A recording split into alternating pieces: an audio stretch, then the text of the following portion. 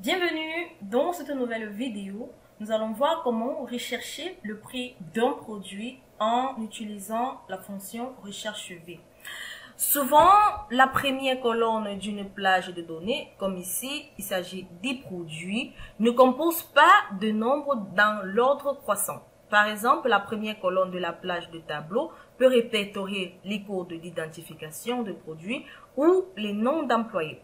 Ici, par exemple, dans notre exemple, on a le nom des produits. Dans les expériences que j'ai déjà eu à parcourir, enseigner dans des milliers d'analystes financiers, j'ai souvent constaté que beaucoup de gens ne savent pas comment gérer les fonctions de recherche lorsque la première colonne de la plage du tableau ne se comporte pas comme de nombres dans l'ordre croissant, ou encore lorsque les noms ne sont pas structurés dans l'ordre croissant, ou encore ne sont pas classés. Donc dans ces situations, souvenez-vous d'une seule règle simple: vous devez utiliser faux comme valeur de l'argument de recherche de plage.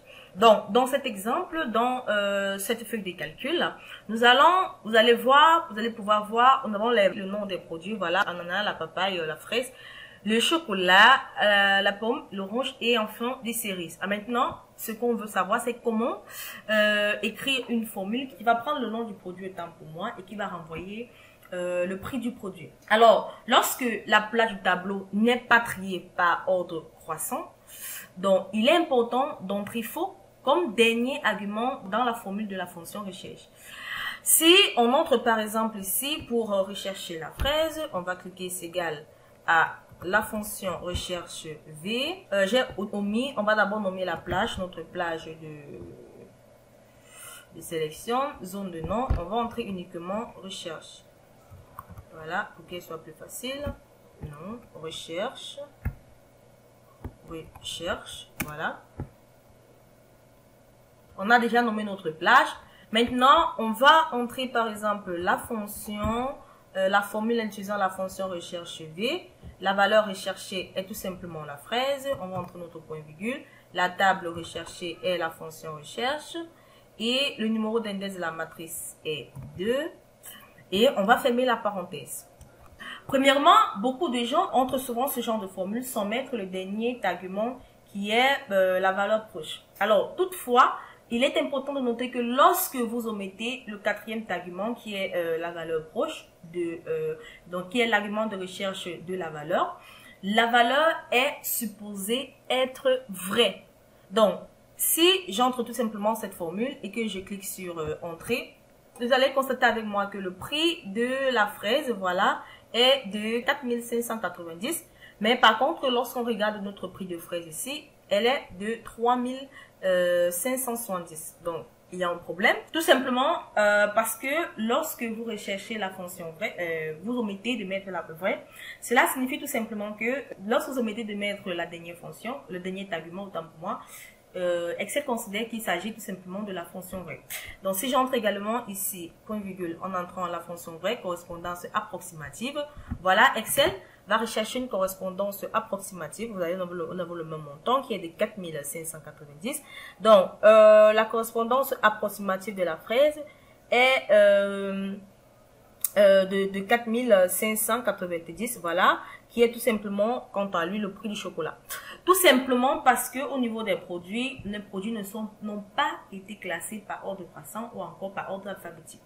Donc, c'est la raison pour laquelle cela affiche un prix approximatif, puisque la fonction recherche, l'argument, le dernier argument, la valeur proche est basée sur vrai. Étant donné donc le nom des produits dans la plage recherche, qui est la plage A4 à B10, ne sont pas répertoriés par ordre alphabétique. Un prix incorrect, comme vous pouvez le constater ici pour la fraise, est renvoyé de 4590 €. Si on entre par exemple la même formule au niveau de la fraise, en utilisant cette fois recherche V, donc on va rechercher la fraise toujours dans la matrice recherche, le numéro d'index de colonne qui est de 2. Cette fois-ci, si on entre faux, qui est la correspondance exacte, vous allez constater que ça va renvoyer le prix exact de la fraise, voilà, comme vous pouvez le constater, qui est de 3570. Ici, on a 3570.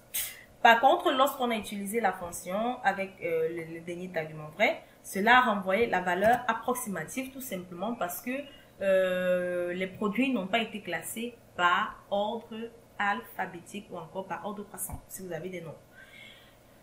Donc, il est important d'utiliser également la fonction. Donc, pour terminer cette vidéo, on peut tout simplement comprendre qu'il est important d'utiliser faux dans une formule conçue pour trouver, par exemple, le salaire d'un employé en utilisant le nom de famille ou le numéro d'identification de l'employé. Voilà, j'espère que vous avez...